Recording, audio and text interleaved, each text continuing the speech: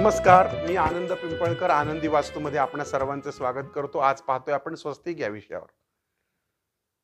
स्वस्तिक हे भारतीय संस्कृतीचं मांगल्य आणि आजोड असं प्रतीक आहे. कोणतंही मंगल कार्य करायचं असेल तर घराच्या भिंतीवरती, कापडावरती, दरवाजावरती स्वस्तिक काढलं जातं. आणि कोणताही मंत्र हा मंगल कार्य करायचा असेल तर म्हटला जातो, जसं की स्वस्ति न इंद्रो वृद्धश्रवाः, स्वस्ति न पूषा विश्ववेदाः, स्वस्ति न आरस्ता आरक्ष अरिष्टनेमी, स्वस्ति नो बृहस्पतिर्दधातु. अर्थातच ह्याचा अर्थ असा आहे की महान कीर्तिवान इंद्र आमचे कल्याण करो. विश्वाचा जो पूषा देव आहे तो आमचं कल्याण साधो, आमचं संरक्षण करो. आणि ज्याचं शस्त्र अस्त्र अतूट आहे असा भगवान गरुड आमचे मंगल करो, आमचं स्वस्तिही रक्षण करो, असं या मंत्राचा अर्थ होतो. परंतु त्यामध्ये स्वस्तिहीचा उल्लेख नक्की होतो. भारतीय परंपरेमध्ये स्वस्तिकाची रेखाकृती तयार करण्यापूर्वी काढलेली उभी रेषा आणि तिच्यावर काढलेली आडवी रेषा यांना एक विशिष्ट अर्थ आहे.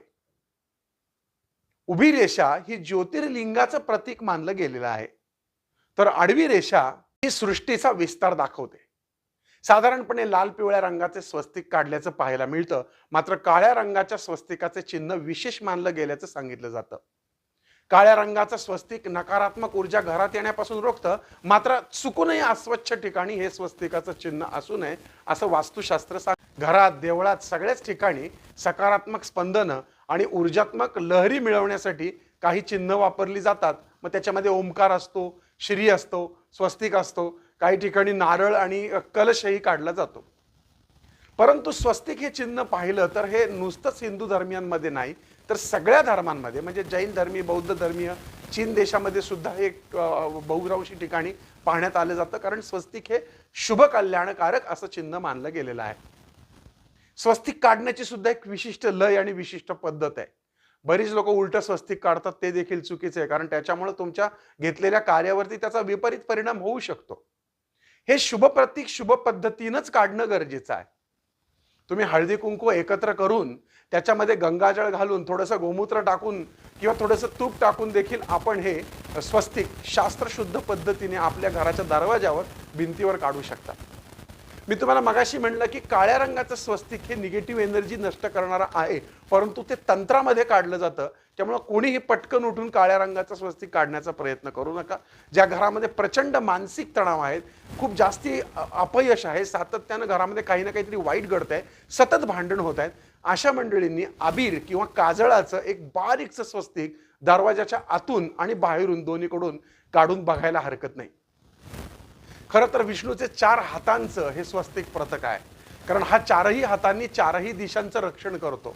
आणि स्वस्तिक हे सूर्याचं आसन सुद्धा मानलं गेलेलं आहे. तर स्वस्तिक हे शुभचिन्हामध्ये असण्यामागं कारण असं की त्याचा जे ज्योतिर्लिंग आणि त्याचा जो विस्तार आहे हा विश्वाशी कनेक्टेड आहे, तुमच्या शरीराशी कनेक्टेड आहे, भगवान विष्णूच्या नाभी कमळाशी देखील कनेक्टेड आहे. देवाजवळ तुम्ही स्वस्तिक काढत असाल तर असं म्हणतात की देवाजवळ ज्या स्त्रिया स्वस्तिक काढतात त्या घरामध्ये अपमृत्यूचं भय राहत नाही, असं पद्मपुराणात म्हटलंय. आपल्या ज्या सौभाग्यवती स्त्रिया असतात त्या मंगल भावनांचं प्रतीक म्हणून स्वस्तिकाचं म्हणजे कल्याणाचं, म्हणजे स्वस्तिकाचं प्रतीक तुम्ही देवघरामध्ये काढू शकता. देवघराच्या भिंतीवरती तुम्ही पूर्व पश्चिम भिंतीवरती काढू शकता. याशिवाय तुम्ही कलश जो भरून ठेवता त्या कलशावर देखील स्वस्तिक आपण हळदी कुंकवाच्या ओल्या करून काढू शकता. त्याच्यावरती वरुण कलश म्हणजे नारळ ठेवू शकता, 5 पल्लव, एक सुपारी आणि त्याच्यामध्ये एक नाणं टाकून त्याची वरुण म्हणून स्थापना करू शकता. त्या वरुणाच्या कलशावर देखील स्वस्तिक तुम्ही काढू शकता. स्वस्तिक याचा दुसरा अर्थ सु आणि अस्ति असं पण आहे, म्हणजे चांगल्या पद्धतीने सुअस्ति म्हणजे सगळं चांगलं व्हावं, ही देखील यामागची भावना आहे. ज्या घरामध्ये वास्तुपुरुष चुकीच्या ठिकाणी निक्षेपित केलेला असतो त्या ठिकाणी त्या चुकीच्या वास्तुपुरुषाच्या जागेवरती हळदी कुंकू, अक्षता, अष्टगंध आणि तूप मिश्रण करून एक कमळाचं चिन्ह काढावं किंवा तिथे स्वस्तिकचं चिन्ह काढावं. परंतु त्या स्वस्तिकाला आतमध्ये 4 बिंदू देऊ नयेत असं सांगितलंय, जेणेकरून जर चुकीच्या पद्धतीने चुकीच्या ठिकाणी वास्तुपुरुष निक्षेपित केला असेल तर त्याचे चुकीचे परिणाम आपल्या जीवनावर होत नाहीत. आपण जर बघाल तर हिटलर जो होता त्याच्याकडे सुद्धा स्वस्तिक चिन्ह होतं, पण ते सुस्थिती उलटं होतं, जरा थोडंसं तिरकं होतं. आपल्याकडे मात्र तशा तिरक्या चिन्हाला मान्यता नाही. आपण जे स्वस्तिक काढतो ते सरळ आणि व्यवस्थित काढतो, ते उलटं काढत नाही, कारण उलटं स्वस्तिक काढलं तर उलटं होतं.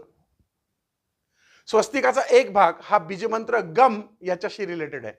आणि बऱ्याच ठिकाणी तुम्ही पाहिलं असेल की स्वस्तिकामध्ये गणपती कोरला जातो, म्हणजे स्वस्तिकालाच गणपतीच्या स्वरूपात दाखवलं जातं.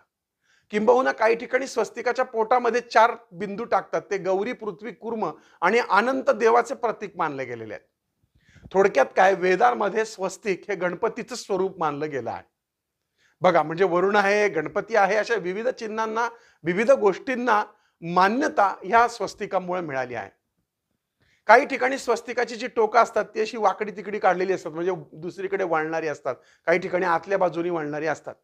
प्रत्येक जण आपापल्या माहितीप्रमाणे कसं छान दिसेल असं स्वस्तिक काढतो. अर्थातच या स्वस्तिकांच्या प्रकारांना अनुक्रमे डावी स्वस्तिक आणि उजवी स्वस्तिक म्हणली जातात. डावं स्वस्तिक जे असतं ते नारी तत्वाचं, तर उजवं स्वस्तिक हे नर तत्वाचं प्रतीक मानलं गेलं आहे. या सगळ्या खोलात पडण्यापेक्षा तुम्ही आपलं साधं सिंपल स्वस्तिक कुंकवाचं काढू शकता, हळद कुंकू आणि गाईचं तूप टाकून काढू शकता. घराच्या दरवाजावर, तुम्ही तुमच्या देवघरात जमिनीवर काढू शकता, देवघराच्या पूर्व भिंतीवर किंवा पश्चिम भिंतीवर काढू शकता. याशिवाय वास्तुशास्त्राप्रमाणे घराच्या दरवाजास आतून जर तुम्ही स्वस्तिक लावलं धातूचं शुभचिन्ह, तर त्याचा देखील तुम्हाला खूप चांगला फायदा होईल. आणि जर तुम्हाला हे स्वस्तिक पिरामिड स्वरूपाचा हवा असेल तर तुम्हाला अर्थातच www.anandivastu.in वरती ते पाहायला मिळेल. तुम्ही बघाल कुठल्या लग्नामध्ये गेले तर लग्नाचा जो अंतरपाट असतो त्याच्यावर देखील दोन्ही बाजूला स्वस्तिक काढलेलं असतं. याचाच अर्थ असा आहे की स्वस्ती हो, सु अस्ती, म्हणजे यांचं सगळं चांगलं हो, कल्याण हो, सर्व दिशांनी यांचं भलं हो, विष्णू यांचं संरक्षण करो, गणपती यांचं संरक्षण करो, ही सगळी यामागं भावना असते. अर्थातच स्वस्तिकामध्ये जो बोव्हिस नावाचा एक जर्मन शास्त्रज्ञ होता, त्यानं ह्या नैसर्गिक ऊर्जेला मापनाचं एक परिमाण सुरू केलं होतं. त्याचं नाव होतं बोव्हिस मीटर.